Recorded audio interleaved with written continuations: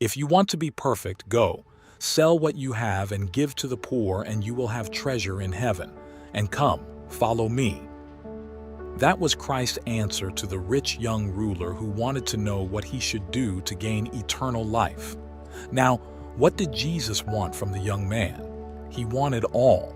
It is interesting to note that when the young man went away sorrowful, for he had great possessions, Jesus did not run after him, saying, "Hey, come back, relax. I was speaking in parables. You must just bring in your tithes and offerings, and that's fine." No.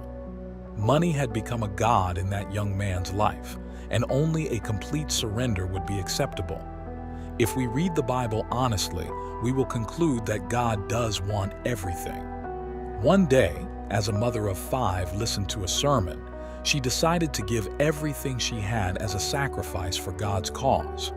Upon returning home, she searched among her belongings for something she could give away, only to find that, in her extreme poverty, she couldn't dispose of anything useful or valuable. Suddenly, her attention was drawn to her precious 5 children, 3 girls and 2 boys. She went to her room and prayed, "Lord, I do not have material riches that can be used for your cause, but I do have 5 children. Right now, I dedicate them to the missions. Use them as missionaries." A few years later, all her children were serving God's cause as missionaries.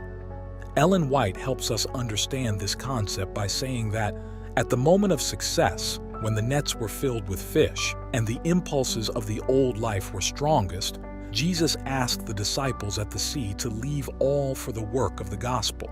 So every soul is tested as to whether the desire for temporal good or for fellowship with Christ is strongest.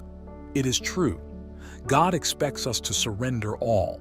Our tithe and promise offerings are just a token, a reminder, and an expression of that complete dedication to Him.